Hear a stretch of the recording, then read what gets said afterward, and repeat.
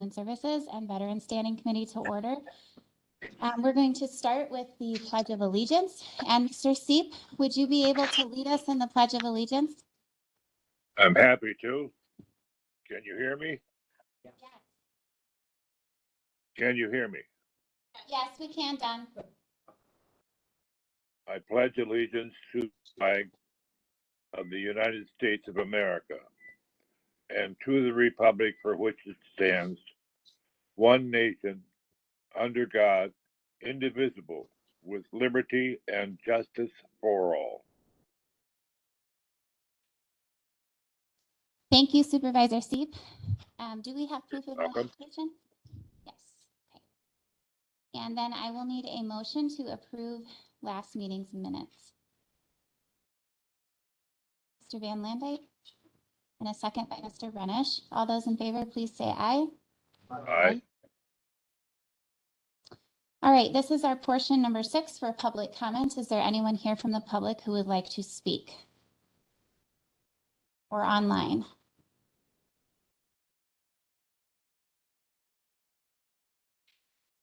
All right, if not, we're going to move to number 7, review of committee purpose and committee structure tasks.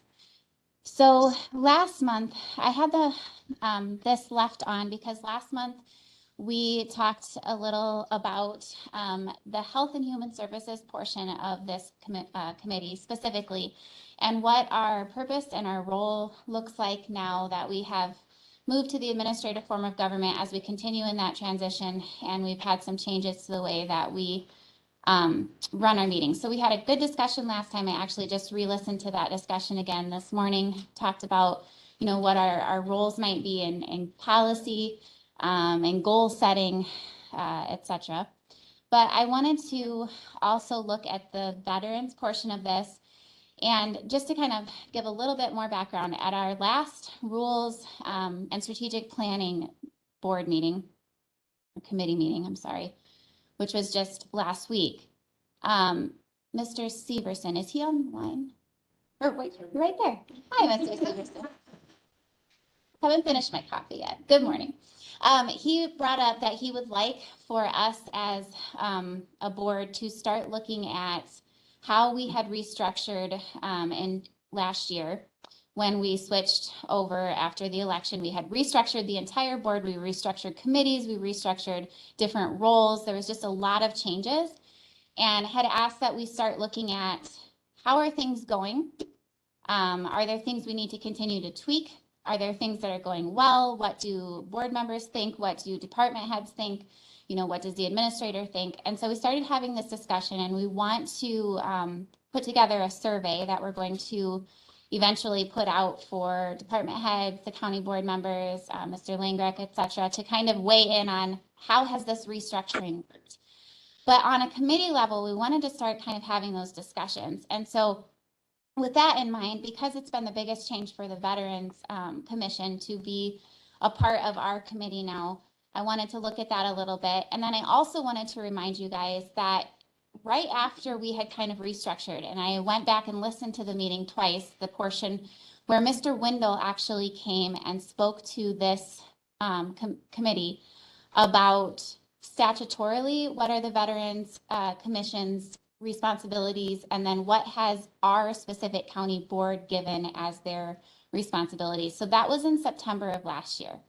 And Mr. Windle didn't put documents in our folder, but he referenced the state statutes, which the state statutes for the Veterans Commission really only talks about them dispensing aid to needy veterans. That's basically the extent that the state statute goes into it. However, he referenced the fact that our committee rules, or our board rules, give the committee a little bit broader. And I think, did you pull that up now? What's that? Page 11. Okay, so this was in our last meetings folder, correct? Okay. So let me see if I can just look at it. You guys can bear with me for 1 second here while I pull it up. So I didn't put it in this month's folder, but last month we had, because we were talking about Health and Human Services, I had pulled up our county board's rules. So yeah, page 11 of the document. All right, so it says, acts as the Veterans Service Commission as follows. 1 or 2 county board supervisor members shall be a veteran. Of 2 non-supervisor members, both shall be Richland County residents who are veterans. They will carry out the duties set forth in Wisconsin statute 45.81 regarding aid to needy veterans. That's the one I referenced. Letter D is where our board took administrative rule to give this particular portion to the committee. It says provides oversight and advice, i.e. policy making, determining the broad outlines and principles governing administration regarding the Veterans Service Department. And then it goes into the terms.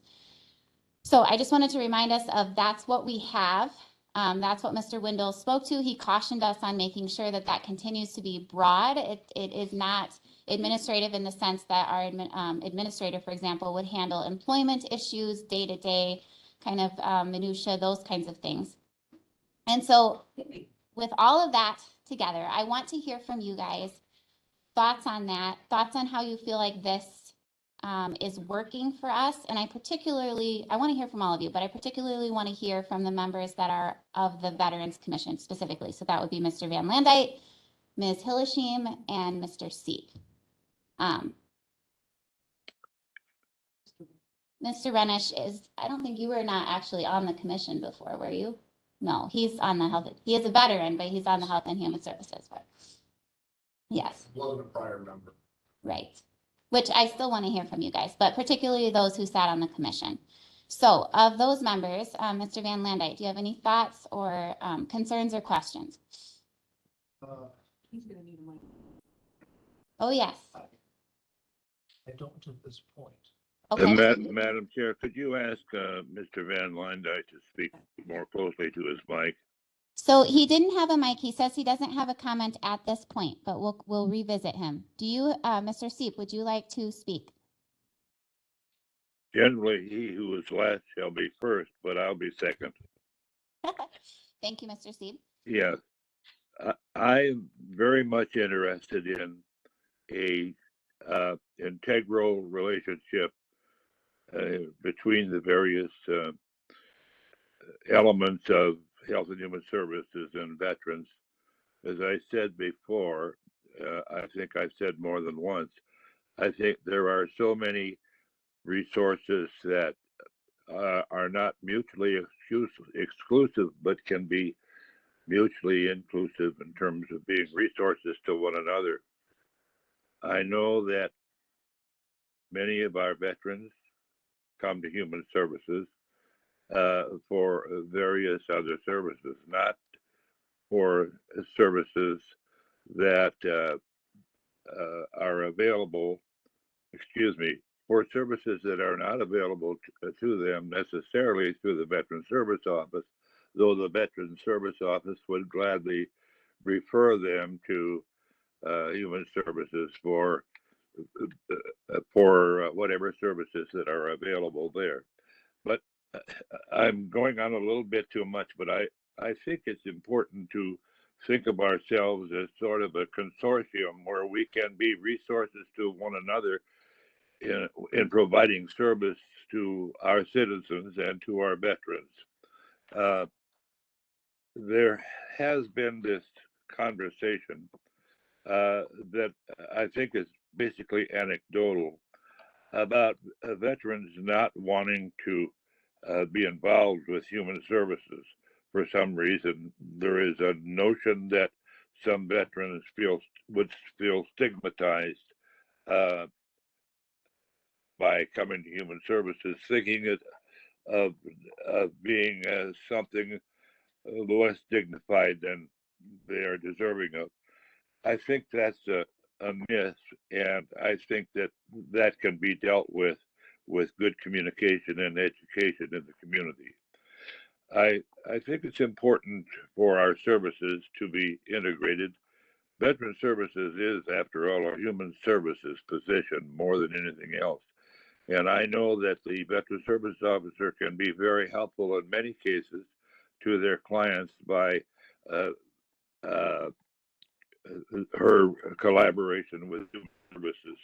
And I also know that veterans who come to Human Services can be very helpful to the veteran service clients. So I would like us to think about the idea of being a consortium, a one-stop shopping center. It is important that the Veterans Service stand alone in this respect, in that there is an element of severe confidentiality that must be abided by. But however, all of the professionals in human services abide by the same standards, federal and state, of confidentiality.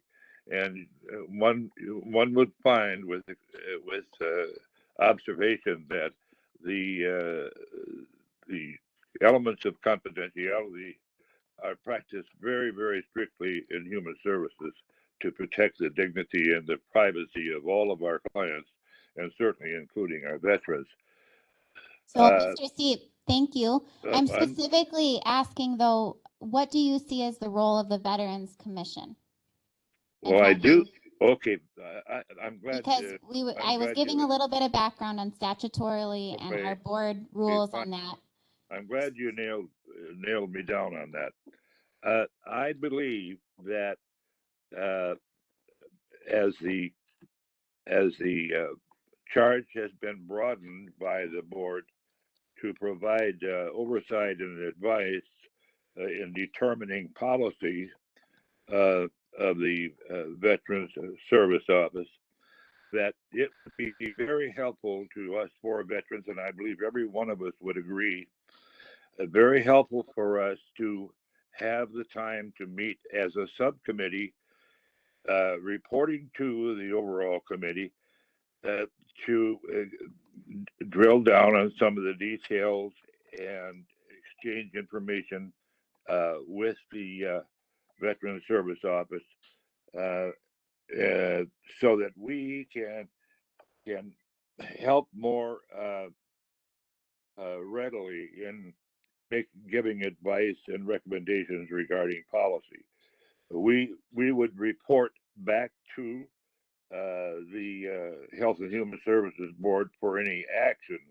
We would not ask that we be authorized necessarily to take action, but we would like to have the authority to at least request and require information from the Veteran Service Officer, and meet with that Veteran Service Office from time to time to assist the overall mission in developing policy. And I think if you polled the 4 members of the Veteran Service Office, they would all agree. We Okay, feel thank you, somewhat in Mr. a Seep. vacuum.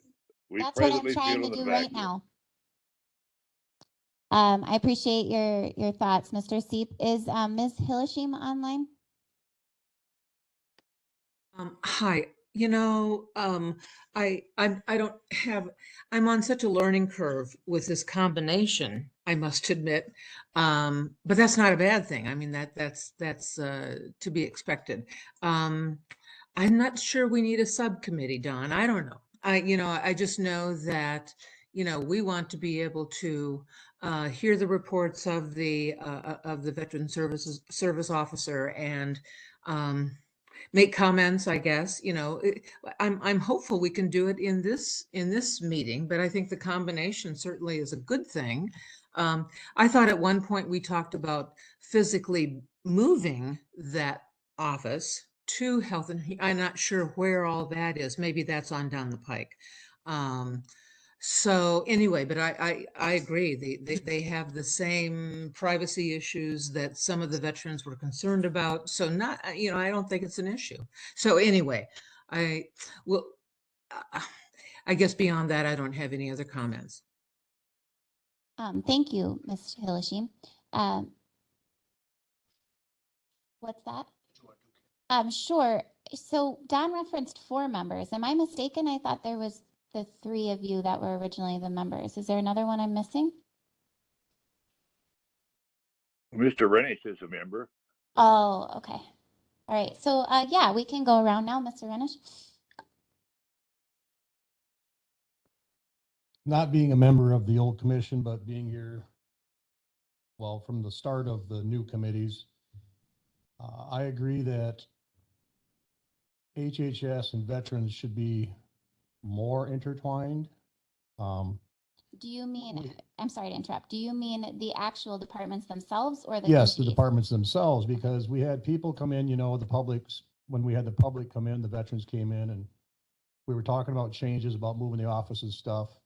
They were adamantly against it. But I had as many people reach out to me behind the scenes that didn't want to be public that said, I use both, and there's a lot of them that are veterans that are rated, disability rated, are using Health and Human Services too. So I had a lot of people, some of them that spoke here publicly against it, called me behind the scenes, which I don't agree with, and changed their mind. But I think it's a good place to be because they're basically, like I said, they follow the same rules. They're offering the same human services. So as far as getting, like Don said, getting more integral, I agree with that. Any thoughts? As far on as the- oversight, it's like any other committee.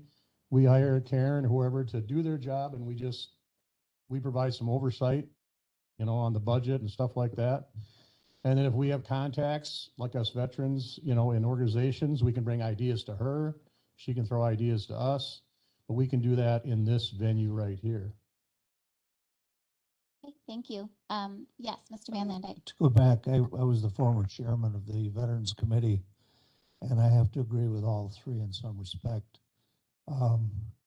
We provide a service that is specific to veterans, but in many ways is the same as what they would provide at HHS. And I think to coordinate these things more closely would be very important, since we've gone to instead of having just the county board doing things, now and the veterans being separate, now we're together, and we should act together. Don and I, when we first came into office 3 years ago or so, whenever that was, we had visited other counties and we visited other veterans offices. And the cases that we had gone to, they were very strongly connected to each other, the veterans and HHS. They readily, sent people back and forth depending on what their needs were. And because we're under a new set of rules here since we're together, I think we had to do that. I think that to meet separately is kind of beyond the point now, because we are in fact one, and we kind of support each other in any and every respect. And so I'd say that what we're doing here is fine, and until we're separated again, if that should happen, that we are now one. So thank you. Thank you. Madam Chair, Just a minute, Mr. Seep. I'd like to give other committee members a chance, and then I'll come back to you, okay? thank you. Are there any other committee members who have any comments or thoughts on this? Yes, please. Mr. Severson? Madam Chair, in letter E of that committee that's up there, Mhm. whatever it's called now, committee structure document, it says acts as the Veterans Service Commission as follows. When does the Veterans Service Commission meet? Is it at this meeting, at the call of who, and when? Is it Karen that discusses, that says, hey, I need the Veterans Service Commission here for Chapter 45 issues or needs? Who does that? Yes, Ms. Knock. If you follow the chapter 45.81, it says that the CVSO acts as the administrative assistant / secretary. I would be the one to summon them when the need arises. Okay. And again, per statute, it appears that that would be for the purpose of dispensing aid Funds, to needy yes. veterans, correct? Yes, correct. Okay, So that could be called outside of this regular meeting to have that.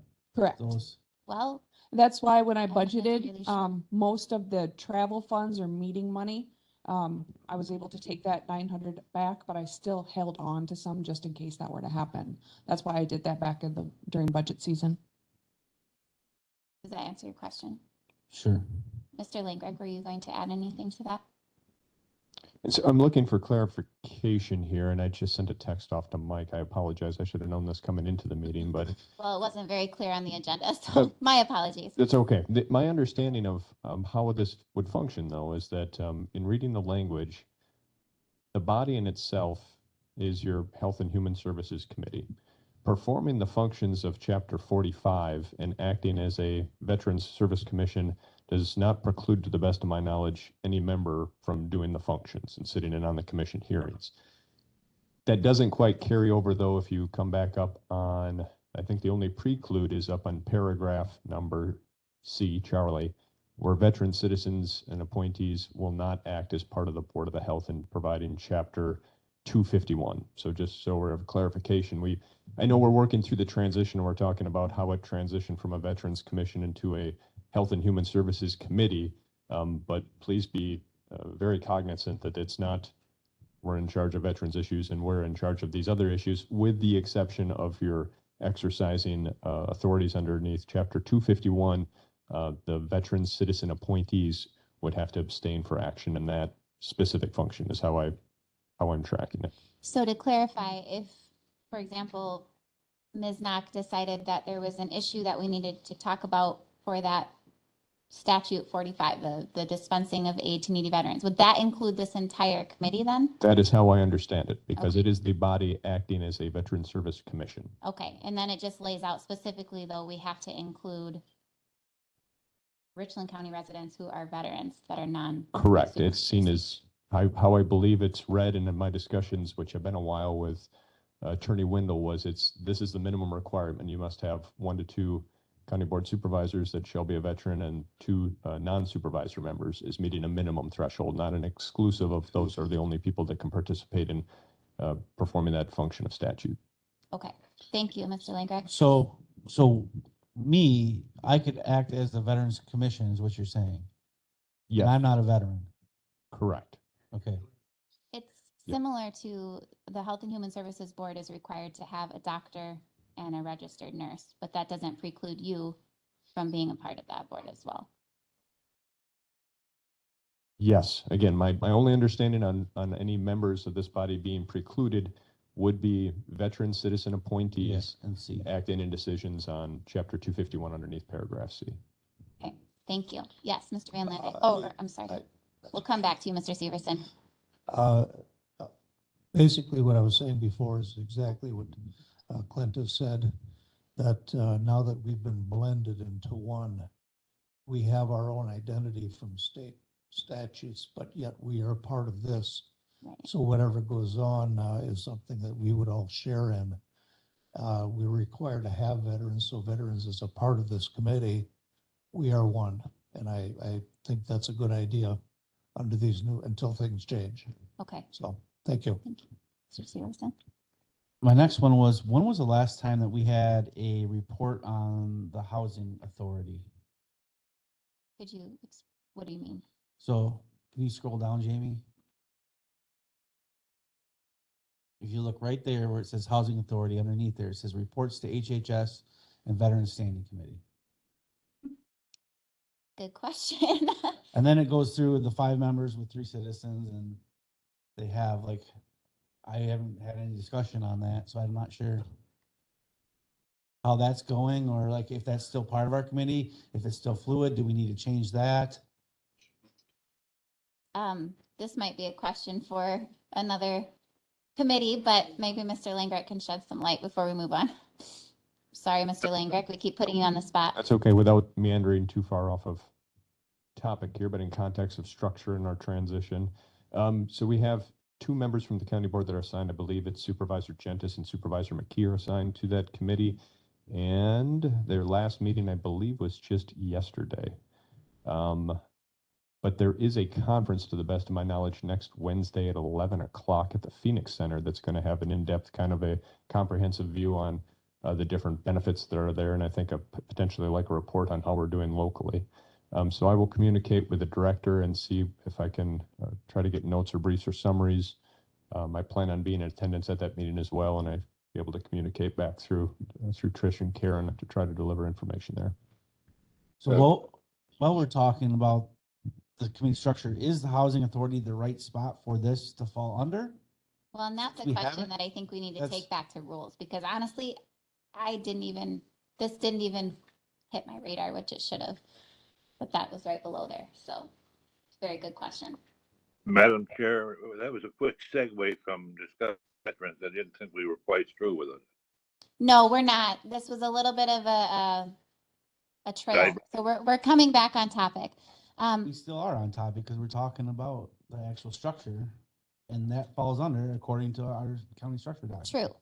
True. I think we're gonna have to do some investigation, so perhaps I can report on what I find out at the next meeting. Well, you Um, emphasized, Madam Chair, that you wanted to talk about the veterans part of the structure, and that's where I Hey, was But if focusing. he, yes, thank you, but he can argue that it is still on topic because it does say that, I wouldn't argue with that. okay.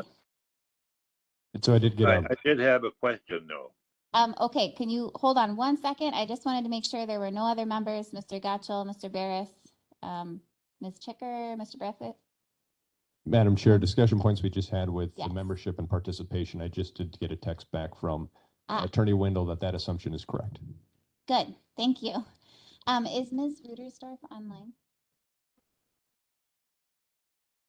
Okay. So then that would take us back to, yes, Ms. Knock, you may speak. About I was the, gonna come to you anyway. thank you, the committee structure. I think that it eased the budget by combining the committees. So that I definitely appreciate. I think it's important for the committee to remember that per state statutes, my office is is to remain distinct and separate from other departments. That is a very important, we don't fall under other departments. Administrator Langrick is my supervisor. And I think that that's important to have that distinction, that there are two departments that are here today. And I know that you and I have spoke about that a couple times before also, to just make sure that that is remembered. It is important. But besides that, I think that the combining of the committees as it sits is been successful so far. Thank you. All right, Mr. Seep, do you have any brief comments? Yes, Madam Chair, was a question of broad oversight in determining policy. That is difficult because of the time factor involved in our meetings.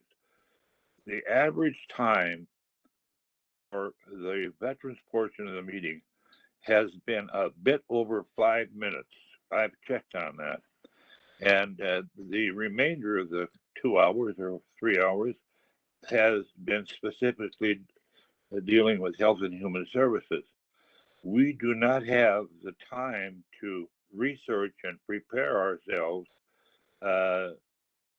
for determining policy. It would be helpful to us as veterans to inform ourselves, have the time to inform ourselves in a meeting from time to time with the Veteran Service Office, so that when we come there, we can stay within your apparent time frame and merely give you a report and make a recommendation to you, which we are allowed to do according to the new rule that's been put together.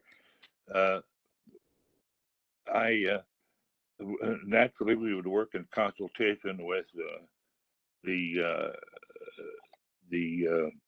administrator, but I have to say that we have not had a meeting having to do with policy since November of a year ago. And So, Mr. Seep, can I address that a little bit? yeah, In the discussion with Mr. Wendell, he specifically commented that he found it difficult to imagine a scenario in which there would be a policy that would affect all of the committees, because it's talking about broad policies, right? And most of our policies regard multiple departments. And so this specific commission would not necessarily be a part of setting those specific policies. Now, if there is a specific policy that would only relate to the Veterans Commission or to the Veterans Office, then I think that is certainly something that you could research outside of the meeting time, because a lot of us have done that on specific instances, and bring that forward as an agenda item. However, considering that it is a small department, I can't imagine that there would be too many policies that would only specifically affect that department. I could be wrong. But that is certainly something we could put on an agenda if you had a specific policy that only affected the Veterans Office. Well, I can think of two right now. One is the a policy with regard to how to set up programs or how to disperse the $14,000 that's apparently coming from the state. Another is policy regarding donations of money to the county and how that's to be handled. We have not had any input in that. And those are two areas where we should be meeting with her and coming to some understanding that we all can make an agreed upon recommendation to the committee on. So those are two issues that I think would be necessary for us to meet with her as an advisory body. Well, I do believe we get that information in the budget report, and we have been talking about some specific fundings. And in fact, one of them or two of them are on our agenda today, the Teddy Roo Fund, and then also the supplemental grant. So those issues are being addressed. If you see a further policy, we can certainly talk about that and putting that on. But so far, unless I hear differently from the majority of you, I feel like we are addressing those particular topics. All right, I don't want to spend too much more time on that. We do have a lengthy agenda. Ms. Knock, was there something that you wanted to specifically say before we move into your administrative report? No, Okay. you said it perfectly. Okay, and then I'll have you go on to number 8, which is our VSO budget summary. Unless anyone else had any other comments. Okay, we'll move on. They have been shared to the committee folder. We had two witdraws for expenses. Which one are you looking? Are you wanting the one that just has the 2 items? Yeah. CenturyLink? Yep, those were the only expenses for the month, but besides that, it's salaries. Okay. So if anyone has any questions. So that was the first one. The second one, that's the broader, that's just the overview of the whole budget. Correct. Okay. And then there's a third one that has some funds listed on there. Soldiers and Sailors Fund, etc. Yep, that's the one that the mileage, the aid, that's just the soldiers and sailors and the aid funds, and those are some of the things that, like, where that's the one that the tax goes towards, the county tax, things like that. So it looks like you did purchase some flag holders. Is that the action that we had in that fund last month? That was, Or was that a while ago? yeah, that was a while ago. Okay. I think that was December. No, January. It wouldn't have been December, right? No, 'Cause yep, this it is would. the new I year? got them, and the funds came out in January. Okay. All right. Any questions on the budget for Ms. Yes, Knock? yes, Madam Chair. Yes, Mr. Steep. With regard to the two parts of the budget, one of which has to do with the sailors, it's titled the Sailors and Soldiers Relief Fund.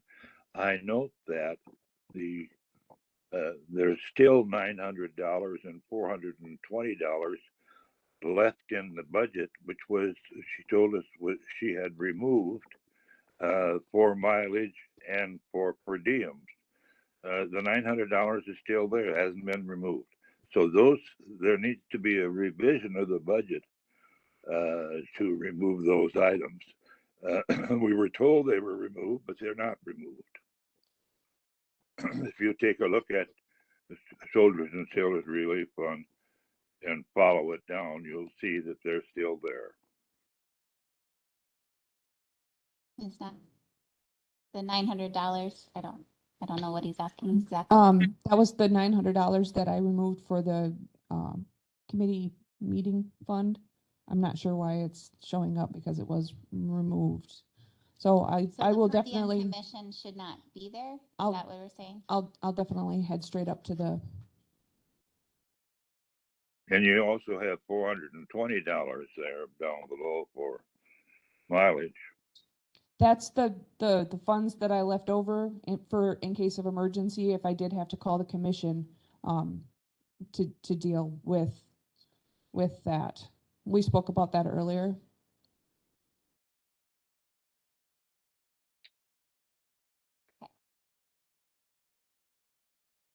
All right, number 10, VSO report on the Teddy Roof Fund.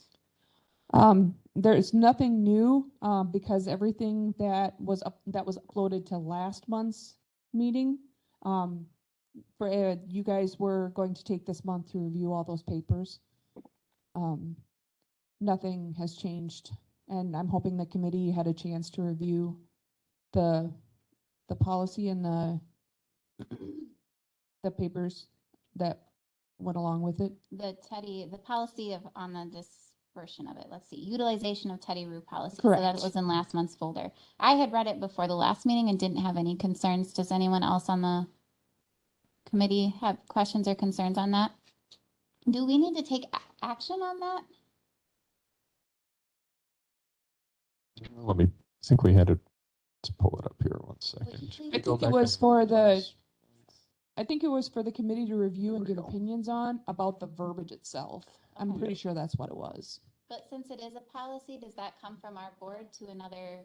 So underneath your authority was granted by the county board to put it at the discretion of the County Veterans Commission.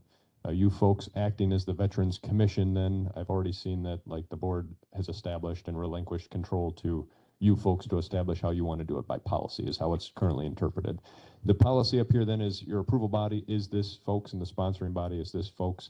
So I think the discussion points we just wanted to review on was just making sure everybody was comfortable with kind of like the eligibility criteria that you're putting in place for Karen to act on your behalf with distribution of those funds.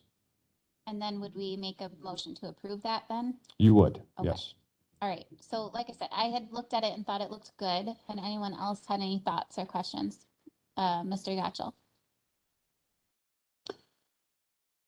No questions with the policy. I guess, Karen, I just wanted to know how does the need become aware to you? Is it just a drop in or a phone call or? I work pretty closely with the sheriff's department, register of deeds, clerk of courts, everybody within the courthouse. We work pretty amazing together. So it would be either they drop in my office or they would send the veteran to me with like a heads up phone call of what they're kind of looking for.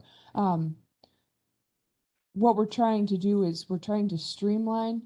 So if somebody walks in and needs a birth certificate urgently from the register of deeds, but doesn't have the funds to pay for those copies and pay for that's the whole purpose, is to streamline this so that they would be able to get those funds. And again, it's for veterans and their dependents.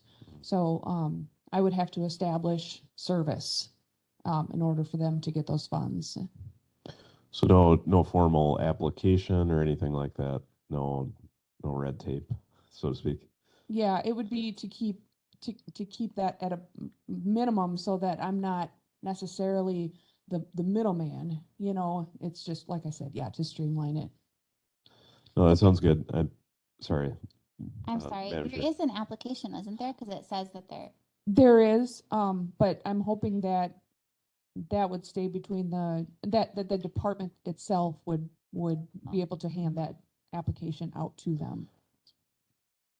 Not to say no application, I guess that wasn't what I was saying, but the application doesn't necessarily start the process or someone's presents to you, like you're known, the need is known to you prior to someone submitting an application. Correct. Yeah, Okay. because I would have to verify the service. Yep. Okay. So I guess the only consideration I would have would be how well publicized is this amongst veterans? Do they know that it's available? it's more of a need, not necessarily of a want. So the department heads would be the ones where if somebody expressed that they couldn't cover those funds, then they would be the ones that would inform the person. Like I said, as the need arises, the department heads could inform them at that time. Sure, sure. I guess I'm just worried about an inequity. If I knew I couldn't afford something, would I pursue doing it if I didn't know that aid was available? Sure. Was the only consideration. It's a good point. Is there a way to, I don't know, make this, I mean, I know that veterans know they can come to your office and talk about what their needs, but like, do they know that there's these kinds of funds available? We, as far as this is basically like the aid, the $3,000 aid every year that we hold. They know it's there, and this is a way to streamline that process. It's just it's making sure that the funds are getting distributed as they were intended by Theodore Rue. So the short answer is that yes, it could be put on a website or a pamphlet or something put in there in the office that says this is another thing. Please ask about this if XYZ applies. I think that would be great. Comment, Madam Chair. Karen, is there, out of the, what is there, 12 or 1,400 veterans in the county? What percentage of that do you actually have their DD 214s on file? Do you know offhand? DD 214. Well, the DD 214 is your just discharge from service that lets you qualify to even go to her office. So it's the most important thing that we deal with is the DD 214. It's your discharge. It is. It's the most important thing. The ones that we don't have on file, the state, federal, and Register of Deeds office, actually, those are the ones that we work closely when we obtain the DD 214s. How many I have on file? I have 4 file cabinets. I'm not sure. See, oftentimes what I see, and to Supervisor Gottschall's comment, the veterans community, they communicate, behind the scenes, talking here and there. So people are calling the Legion or the VFW or the DAV, and they'll refer them to Karen or a veteran service office. But many times the panic that I see is the widow that comes in, her husband just died, and you don't have a DD 214, which means they don't get funeral services. I mean, and this has all got to happen fairly quickly. That's my concern, that if we need to do an outreach, or at the minimum on the county website, an outreach, a PSA stating, look, if you're a veteran in Richland County, let's worry about our county, and you don't have your DD 214 on file with the service officer, please do so. On our website, I do have a short paragraph that talks about DD 214s and how important they are, and that to keep them safe because they are a vital document, just like a birth certificate. And so we do actually say that on the website as it is now. I guess you can only do so much, and you're still going to have those panic-stricken moments. This happens in our office quite regularly. We just had a gentleman yesterday that passed away, and nobody could locate his DD 214. So in that case, I would put in a hardship urgent request to the National Archives specifically for burial purposes. And usually it's 24 to 48 hours if they can find it. Yeah.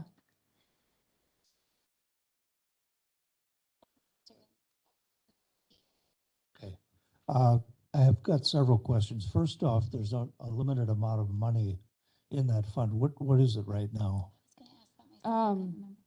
It's About? for, Because it originally was like 2,000 something, correct? But it's not. yeah, it was, when it was first donated, it was like 2,400, and now I think it's right at, or it was 2,500, and now it's right around 2,400, 2,436, somewhere right around in there. Okay. In that there's a limited amount of money there. It won't take a whole long time to spend it. And because of the fact that most veterans are hooked up with the VA or the American Legion or each other, there's many ways to communicate the fact that this money's available. So if Karen were to advertise that as best she can, I would make the motion that we leave it up to Karen then to use the funds as needed as people come in with claims that would apply to this fund. I think that's what's stated in the policy. Yes. So you needed a motion to do that? I do, yes, we can make the motion and Okay, then. so I would the motion. make that motion, yes. Okay, to approve the policy as written, do I have a second? Great, and then further discussion, Mr. Severson. So under the purpose tab, it says, for veterans and their families, would I, since my father was a veteran, is now deceased, would I be eligible to receive funding if I needed so? Yes, that's how the policy reads. Provided the other criterias are met, correct? Yes. Dependents and spouses would be considered. Okay. And then this is just kind of one thing that I got going through here. So I found that Theodore Roosevelt Rue, Teddy Rue, is actually buried at the Pine River Cemetery, which is across from Walmart. And, you know, my family, that's our family plot. And my family is on the board of that cemetery. So I just thought we put a spot to this name that we're talking about. And he actually died March 28th of 1976. And he was a World War II veteran. Thank you. It's good information. All right, is there further discussion on this policy before we approve it? I just had one quick question. Is there an intent to send a memo to various department heads where this could be useful to them, such as the clerk of court, as Karen said, the sheriff's department, and of course, some of the people in ADRC. human services, ADRC, the benefit specialists, and others in human services. Perhaps the director would determine what heads would receive that memo, but the information should go out to them in terms of its availability and how to refer clients. As we stated, all the department heads would be aware of this benefit.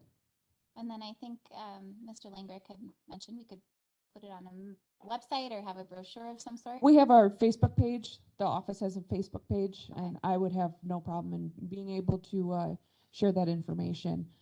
We could even run just a quick blurb on the radio. Those are usually our first modes of communication. You could do a short news release for the paper even.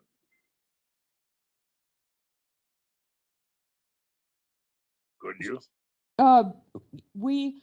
Because we are a county government, we try to advertise to the whole county, not necessarily just Richland Center.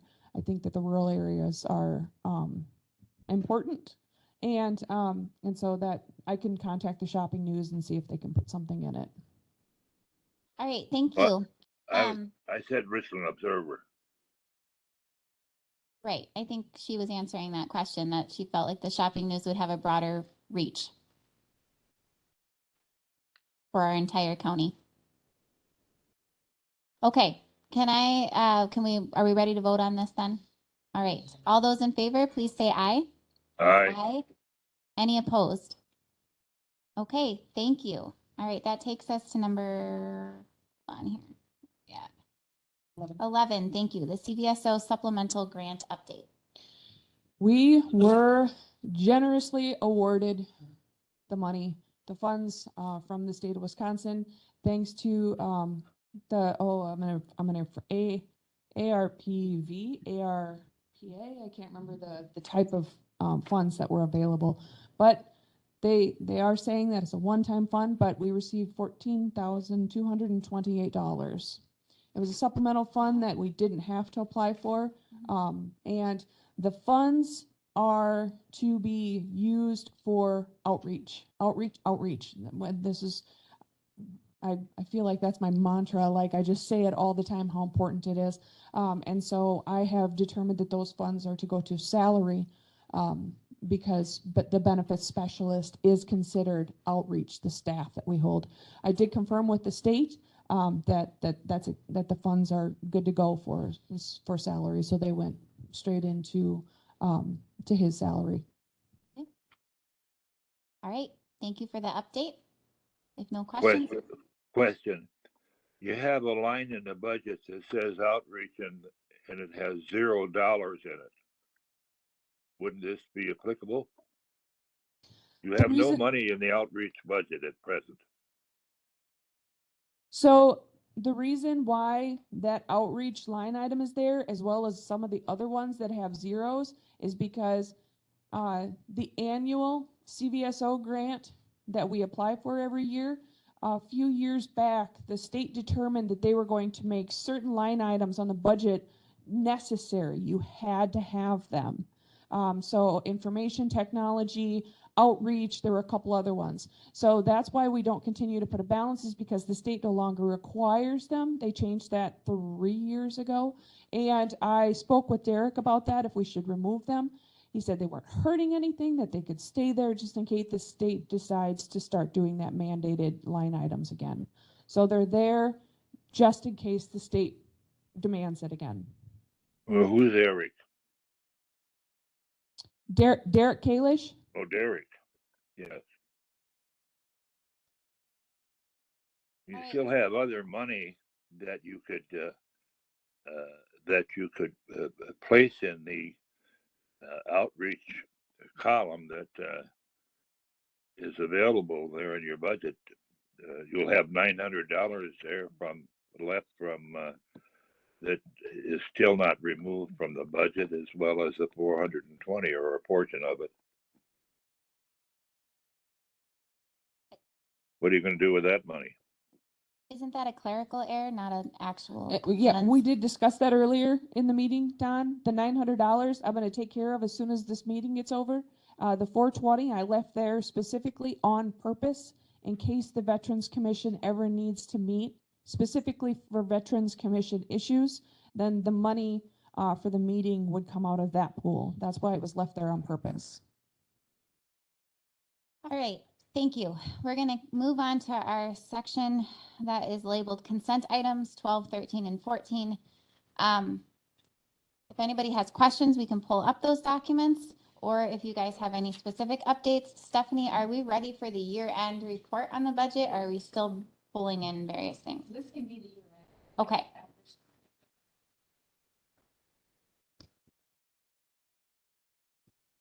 I would call this the year-end one, Okay. that's why, just simply because, So it'd be number 30. oh, vouchers, we don't. Vouchers I already went through and he signed off on, so we're good there. The budget one. There, that one. Yeah, so I could say, I mean, there still might be a few pennies here and there that might be trickling and in, but for the most part, this is going to be it. We're gonna land with our actual expenses at about 87% utilization. Various reasons, same reasons I've probably been reporting on all year. Staffing was the biggest part. So at the beginning of the year, we always budget for what we expect we're going to need based on our programming and those kinds of things. So we landed at 87%. And I know then if you go straight across to the middle column, year end, I still have it in there as a projection. Like I said, there's still a few things trickling in, but this really did not change much from last month, and it won't change much. Again, if we were to continue looking at this, books are expected to close here pretty soon. So we're going to land at about $452,000 on the to the good positive budget balance.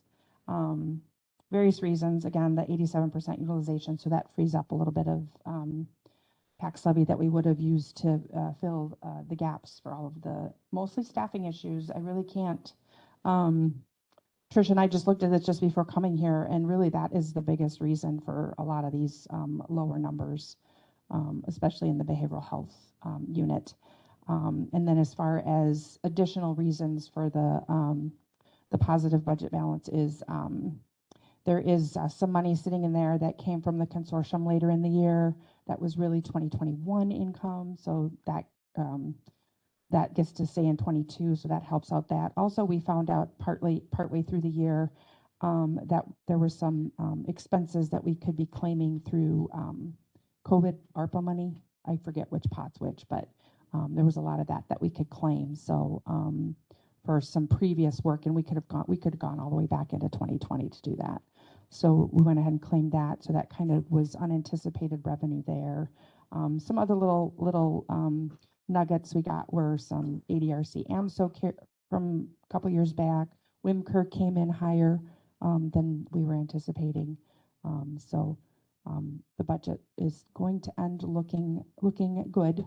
So then the hope is then that will help offset.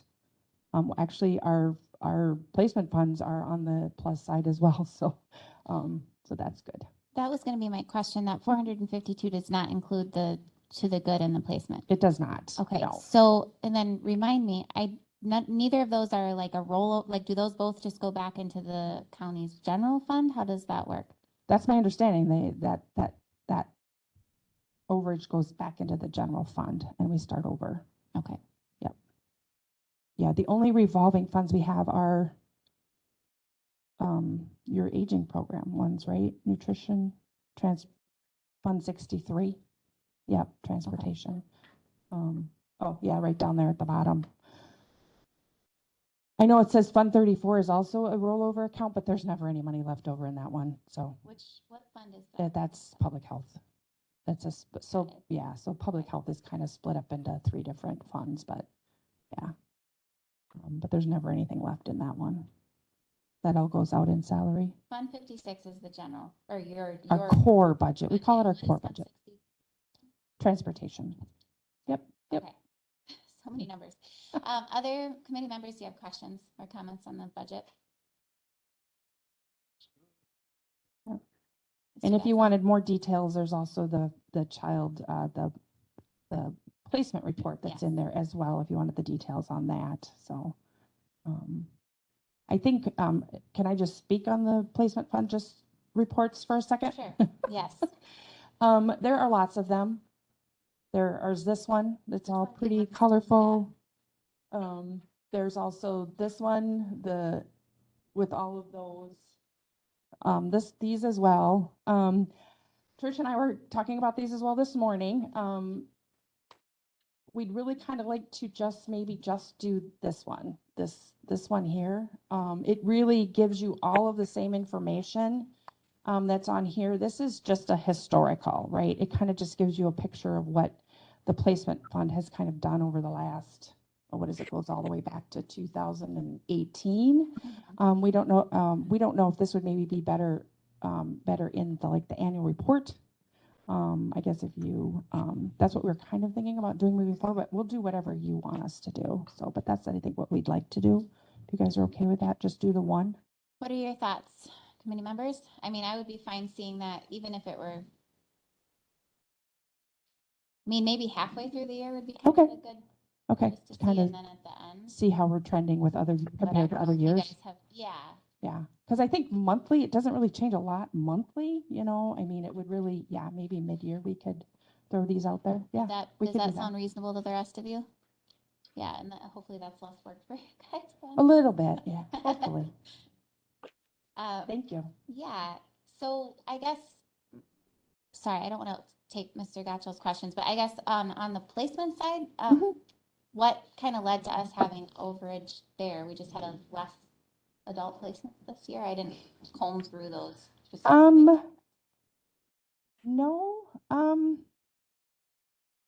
I think we were just a little more cautious. I do know that one of our placements, we kind of move the expenses back and forth between our core budget and our placement fund. So we could tighten that up a little bit by leaving it in our core budget as well, but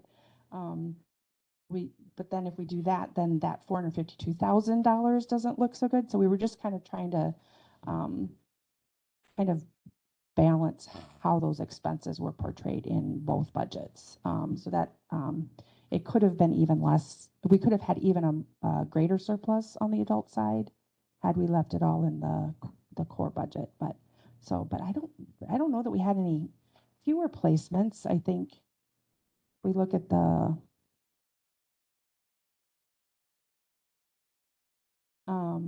well, one of the things is we did increase our budget for 2022. I just noticed that. That's where this is handy. Yeah. My next question, didn't we decrease it then again for? And now we're 2023? decreasing it again for 23. We decreased that. By how much? 100,000. So we were at 1,485,000. So then this year, well, yeah, so that's both children and adults. And then, so then this year we're decreasing that to 1,385,000. Okay. And so we're ending at 1,332,000. So hopefully we're a little bit more true on what that budget should be. So I think that's part of it too. So I think, I'm not sure why we increased. I wasn't around when we increased it to 1,485. I mean, I was, but wasn't. So if that makes sense. But Well, we'd had a year. we'd had, 20, yeah, where it was 1.7. I think we were just trying to make sure that we definitely had enough where it wasn't going to have to go right, back to right. Yeah. So I don't know that we necessarily had fewer as we just didn't have we didn't have more. Right. So, and I know on the children's side, what happens is, because there were some vacancies and some staffing in the children's unit, some of what's left over in their base county allocation, I can draw down and then put against the Fund 44. So that's how that one's going to end up being okay, because I can draw down those dollars.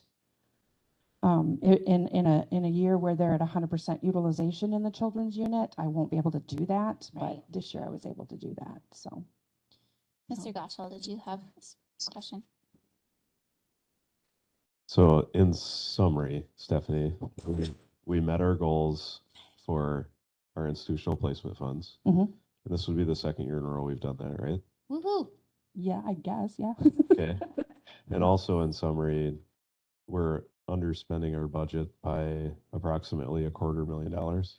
Correct, which was about the same as last year, I This would think. be Was it due to About staff? the same as last the second year that we've done that. Mhm. Yep. So I guess I would implore a future agenda item to look at staffing compensation again.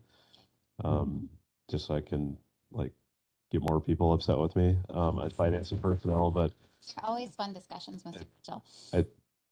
we're meeting our mission here, and we have for 2 years, and it's hard to get a specific turnover percentage because we're removing positions and we're putting positions on hold and whatnot. But I believe from my estimations, I failed college algebra, but I think it was around 30% turnover rate over the last 2 years. Does that sound about accurate?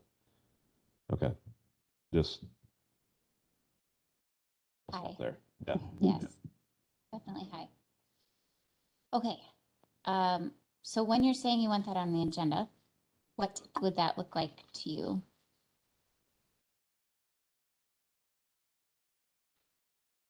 Could we keep it general, just to talk about maybe potential options that we would like to take forward to finance and personnel? Doesn't have to be HHS specific or anything like that, but I would at least like to have the conversation regarding departments that meet their mission and underspend their budget and have a staffing crisis. What are our options to deal with that? Stephanie, can you remind me, overall in our budget, how much did we cut this year from last year? So you're asking for 2023? Yes. I don't think we cut. I think Is it maintains- 2024 it's that we're- 2024 that we start. And how much are we cutting in 2024? Do you remember? 156,000 maybe? Sorry, I mean, we can find that No, out later. that's I'm okay. just-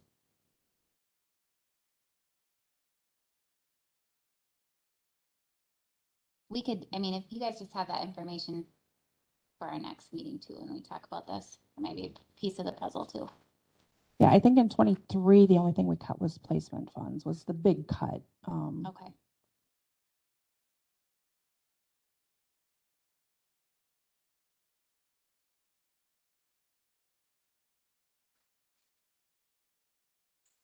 Right.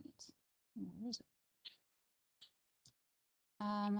While they're looking, and that's fine if you guys can't find it right now. I got it Okay. here. I just gotta blow it up so I can view it a little bit better here. The last thing on that consent portion, then I'll come back to you, Stephanie, would be the contract monitoring. Did anyone have questions on that? I have a question relating to what Oh, sure. Supervisor Gatchel said. I don't disagree with the compensation for employees, but I do question for the director or Clint. If we've got a 30% turnover rate, I think this committee needs more information. So do we do exit interviews or at least a poll to find out why they're leaving? Because it's not necessarily always money. Sometimes it could be just the stress of the job, family relocating, it could be many reasons. So like I said, I don't disagree with what you're saying, Tim, but do we have a step in process where we as a committee could get some information on why we're having this turnover rate? So the administrator's office, starting in April of 2022, started sending exit interviews to everybody. And I can bring back the information from those staff that left from HHS, but he did present to Finance and Personnel, I believe in February, information on all the results that they had received. So we could bring that That would to be, this next meeting too. that would be great. Kind of have an idea of how many was it specifically compensation related and versus the other reasons that they might have left. Didn't the administrator Did you just have- provide a, Madam Chair? Yes, Mr. Steve. Didn't the administrator just provide a full discussion of that in a report at our last county board meeting? So that was what Director Clements was referring. She thought at the last finance meeting. Mr. Langreich, did you want to speak? Yeah. Previously in I'm February, and I think some of the things that we took away was we had about a 10% return rate on it. With the On the exit interviews. Correct. With the process too, how it works is we receive them back in and we then distribute them to department heads to say, hey, this is kind of what's brought to your attention. Can you put together a narrative on how you're going to respond to this information or what came about in researching this information, et cetera. Specifically to HHS, I don't know if we had it broken down though specifically for HHS. We can work with Assistant Dahl and trying to tease that out. We walked the balance of trying to certainly all the documents become public documents, but we still want to have folks feel comfortable that they can share information with us and not have it overexposed for the sake of feeling retribution if they're still local and participating in the community. So I think we'd be comfortable in bringing trends with you, but I would probably shy away from Right. requesting the actual forms presented Oh, at the meeting. definitely. I only want to see trends. There was this percent or this number of employees that had this listed. Don't list any particulars. Does that satisfy you? Yes, Mr. Gatchel? And previous director Thorson did do some surveys. They're probably a little stale now, a couple of years old, I think, but I remember a reoccurring trend in those surveys was compensation and benefits, particularly health insurance at that time. We've made some changes on that, but that would be something too that's probably in our, if we could figure out maybe what month that happened and we could dig it out of our archives. I think it's in look our at folder those. somewhere. Mhm. Were they doing that annually? I think we were. Are we continuing those? Under Tracy, it was done. I did not do that. Okay. I did not for 2022, but I can if that's something the committee wants. Well, I mean, we can discuss that again too, but just to look at those would be useful as well. Okay, Stephanie, were you able to find what you were looking for? I found the strategic plan, the resolution that we put forward, and I'm supposed to cut an additional $360,000 for 2024. Okay, I thought it was more than 100,000. Yeah.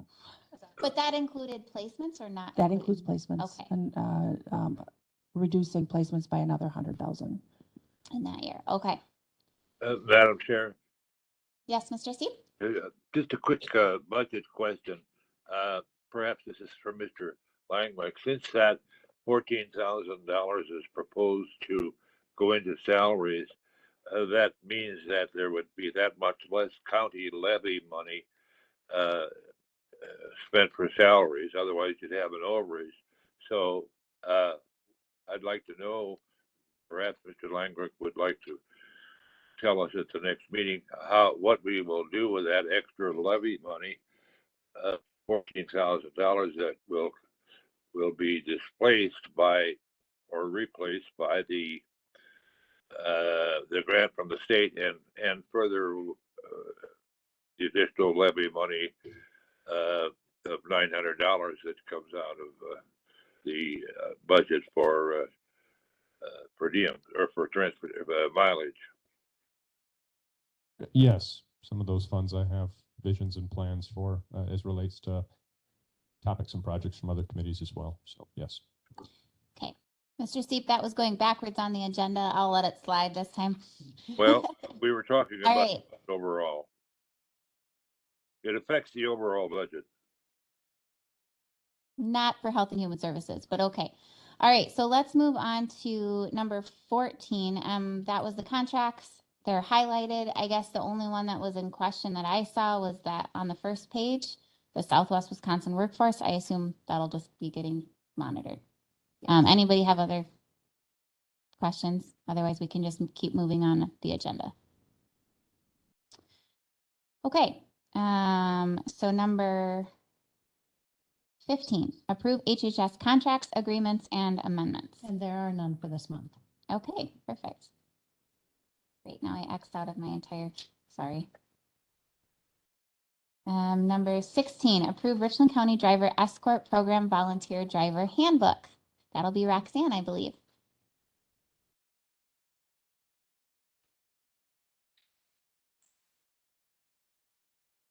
So did everybody?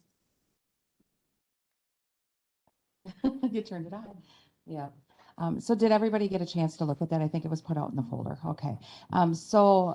We usually go through and review this with our Transportation Coordinating Committee every year, and then make any changes. So the only changes that really were made to it was we did add some masking recommendations in there for our volunteer drivers.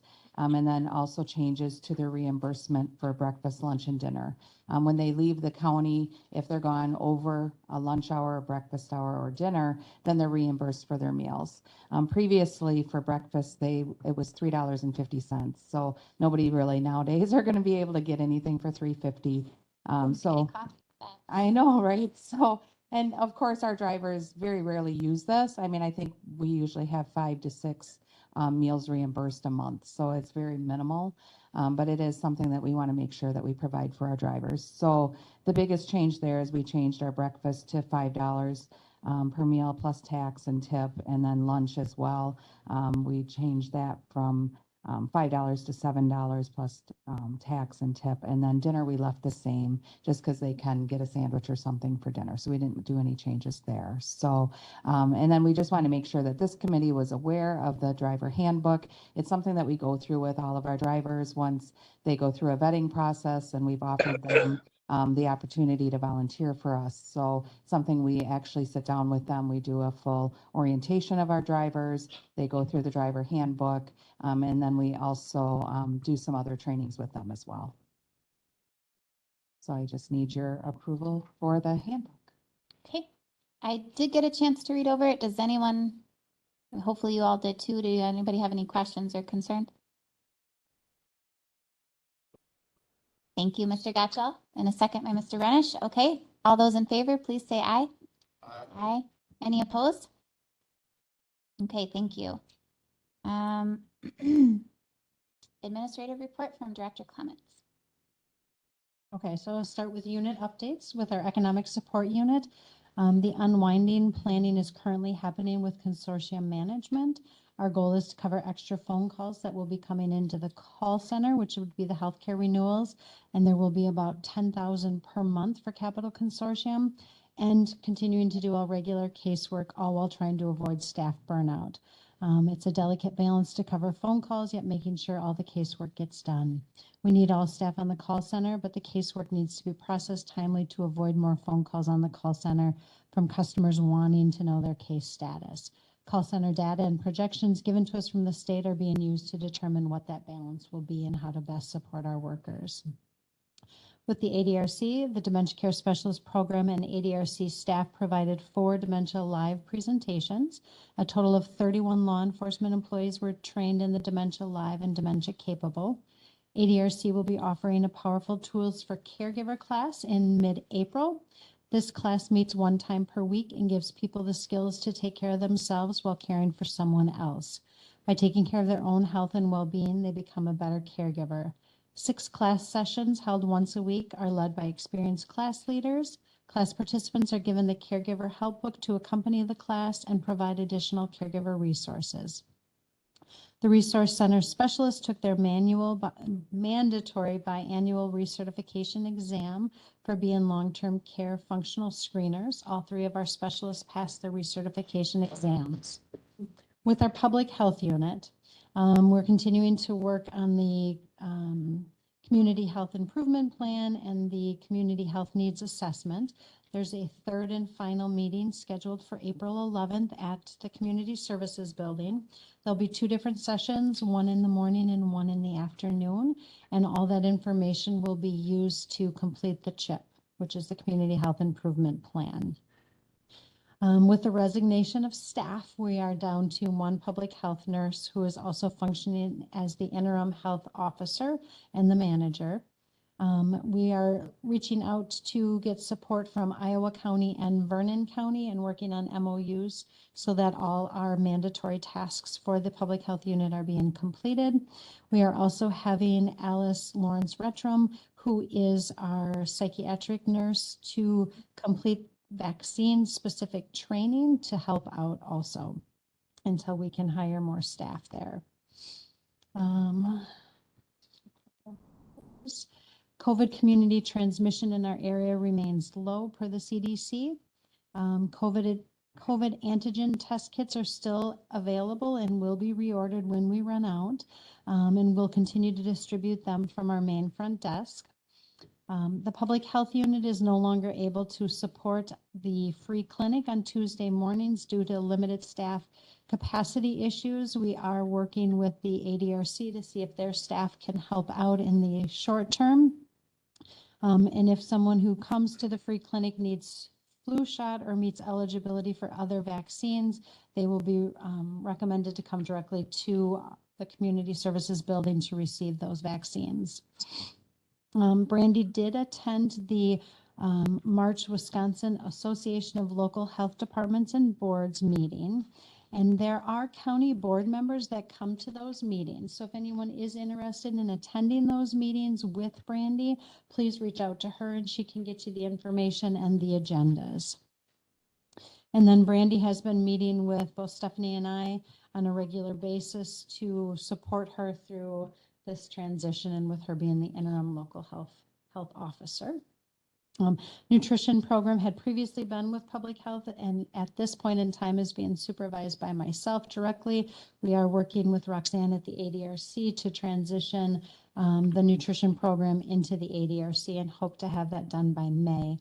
With the nutrition program, we are working on really trying to make some long-term plans for the program. With the uncertainty of the campus, it's really important that we have a caterer in place that can provide the services long-term for the senior citizens of our community. With Children and Youth Services, they are gearing up plans for the YES program for the summer months. That is a delinquency prevention program. And recruitment continues for the family preservation worker position. Until that position is filled, the case managers have been handling their own supervised visitation for families with children in out-of-home care. And with the behavioral health unit, Teresa Nundell, the unit manager, had given her notice and her last day was on March 1st. Right now we are looking to contract out some of her duties and then other duties will be absorbed by myself. Her position has posted and we do plan to fill it. This position requires the individual to be a licensed therapist, and it has been a very hard role to fill historically, since I've been there. So I guess just since July. If we do not get a candidate that has those qualifications, we will have to look at contracting out some of those duties. When Miranda left, that is something that we did contract with a mental health therapist to provide that clinical supervision that is needed.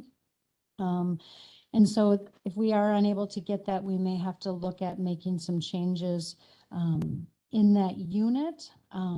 It's also a very difficult unit to supervise. There are 9 programs that are in that unit, and there are 20 staff members. That is a lot for one individual. So we've started to have some really preliminary discussions, Stephanie and I, looking at the budget of that unit, the funds, what are options that we can do so that we can get somebody in that position and they can be successful. Sometimes I feel like the way it's set up, it's almost setting somebody up to fail because it is a lot for that unit and for that person. So we will continue to provide you guys more updates in regards to that. But we have worked out an arrangement for the crisis supervision, and we're looking at making arrangements for the CCS supervision that is required. With the administration and building operations unit, Angie Reisner did leave the department. She took a job with the Department of Justice, and her last day was on the 7th. Supervision right now for that unit is with Stephanie through the financial unit, and the other tasks of Angie are being delegated to others. She has agreed to be a leased employee for short term to help with certain duties. So right now it is to help with the HR duties and also to help support Jamie through the contracting. So Jamie will take on the role of managing all the contracts, and she will have Angie as a liaison to help her when there are issues and questions that come up. So we have a lot of changes, lots of management challenges right now because we are short 3 managers. We do have Brandy that's an interim manager, which is wonderful. But there are just lots of changes that'll be coming. Thank you. All right, number, yeah. Busy. Busy, Yes. yes, busy. Thank you for all that you guys are doing. Number 18, HHS grants. Do you have anything? Yeah, just wanted to give you Hold on. I'm gonna turn this over to Carrie for a minute. I'm gonna step out for just a minute. So you're acting as chair right now. all right. So just wanted to let you guys know, we did apply for the medication assistant treatment grant with the sheriff's department. We have not heard if that has been approved or not, but that has been completed and been turned in. We did get approved for a Narcan Direct program with the state. So what that allows is us to have Narcan available to distribute to the community. And also an aspect of that is we will have a staff member that's trained to teach people on how to utilize Narcan. And we've also completed our state opioid response grant that was completed about a month ago, and we are waiting on the response of that. So we still haven't heard if that's been approved. So those are the updates on our grants.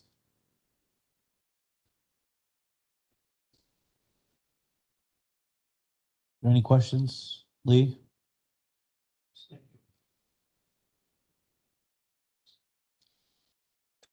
There it is.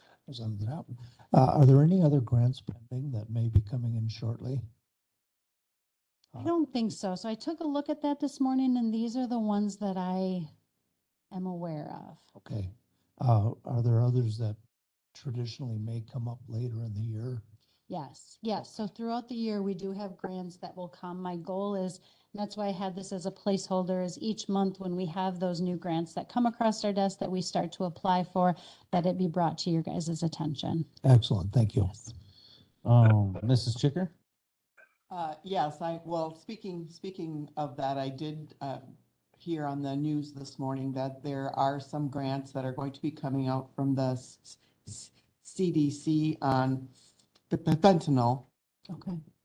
prevention mostly, and just to kind of get rid of that scourge on the nation. But I'm also wondering, and it was the word opioid that kind of triggered my brain, and in going through the minutes, this will be going backwards, and I did notice that the the addition of someone from Partners for Prevention from the opioid assessment committee wasn't listed in the minutes. It listed all of the agencies and organizations, but not that specific coalition.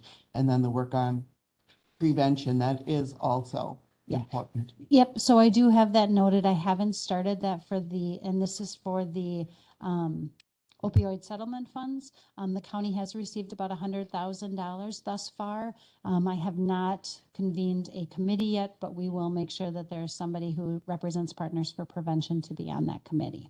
Thank you. Yes. Any other further questions? Mr. Chairman, Go ahead, Mr. Seep. thank you. This is a question for Director Trish. The call center, I think we call it that, that has about 10 or 12 people in it. Correct me, correct my understanding when I finish.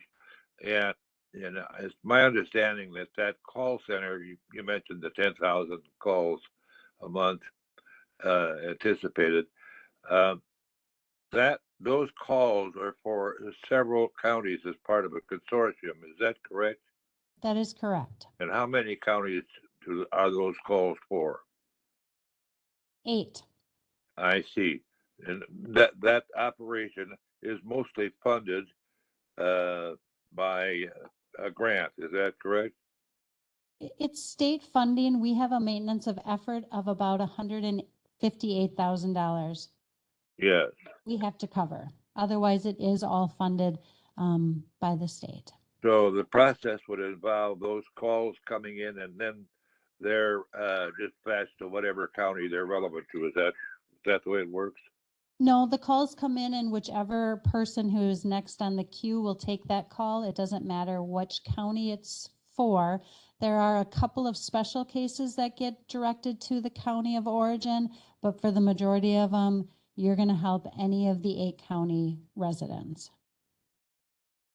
I see. Thank you very much. All right. That's a lot of phone calls. Yes, it is. Cindy, do you have another question? Yes, I have one more question. You know, especially when applying for these grants. So for instance, the Narcan training grant, et cetera, are you taking into consideration all of the agencies and organizations that are either currently doing the this work, that same work, or also applying? I guess I'm hoping that we're not duplicating too much. I do know that the sheriff's office had a staff that was starting to do some of that, and she actually is now working for us. So I know that we're working with them, not separate from them. As far as other agencies that are having the Narcan distribution, I'm not exactly sure. I actually had a meeting with Weston School District this week, and they got approved to have Narcan on hand. So I did talk with them about it's something that, because we need to distribute to the community, that we can give them some of those and we can help provide that training for them. I guess I'm also thinking about even other law enforcement agencies like the police departments, et cetera, that aren't necessarily a part of the sheriff's department, but just to kind of better coordinate everything. Yeah, we will definitely look into doing that. I'll talk with Savannah about that. Thank you. All right, I don't think that there are any more comments to agenda item number 18. So before we go into 19, I'm going to turn the floor back over to Chair Glassrunner. Thank you, Mr. Severson. So 19 is the Richland County Staff Authorization Table. So I just wanted to give you a heads up on this. On Tuesday at the Finance and Personnel Committee meeting, we made a request to make a change to the staff authorization table. So what we are looking to do is there are 2 psychiatric RNs on our staff authorization table. We want to change that to 1 and instead fill a crisis APS worker position. Historically, since I've been there, we had a psychiatric RN that was doing crisis. When one of our nurses left, the nurse that was doing crisis went into the psychiatric RN position with their behavioral health unit. That leaves a vacancy for a crisis position. So we want to make sure that it is a crisis worker that is covering that role.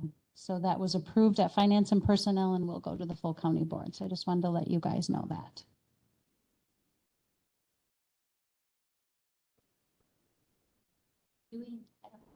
We don't need a motion. Yeah, the policy states that it needs to be done through with the approval of the administrator and Finance and Personnel, then the full county board. I did have a question on it though. Are you confident having the lower pay grade, you can be able to fill it promptly? No, but, I know it's a loaded question, but it's getting back to what Tim talked about and I talk about. I think the way I'm looking at this is with the qualifications of the APS crisis worker, we will get a person that will come in that will be able to, that will have the correct training to do the job.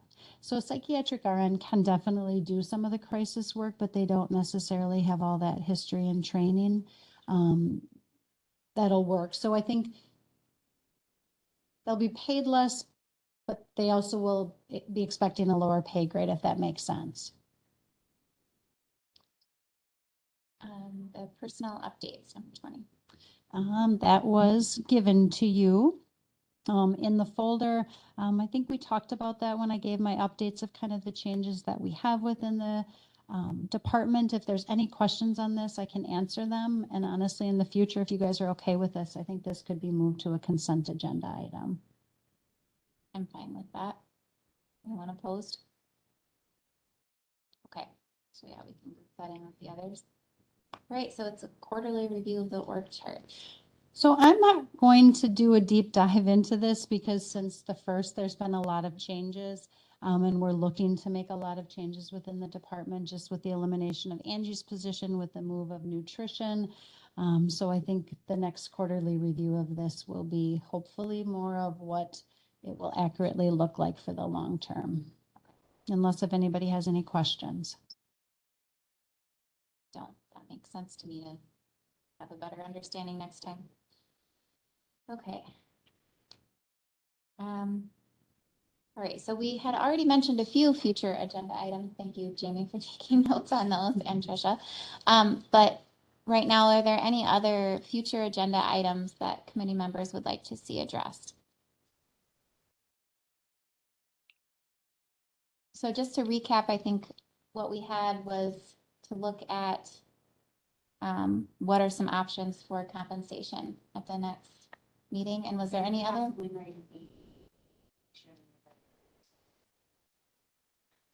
Yes. The exit.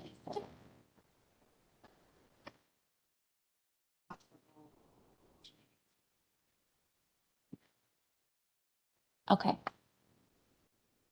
Okay. Anything else? Yes, Madam Chair. Yes, Mr. Seep. I think you were out, Mr. Langrick discussed the fact that the $14,000 that grant is coming to the Veteran Service Office will replace about $14,000 in county levy money. And he indicated that will have plans for the use of that in the county, along with the $900 that will be removed from the mileage part of the budget. So there's about $15,000 there that is county levy money now that is available for other budgetary purposes. And yeah, I was in the room, Mr. Seep. Thank you. Okay.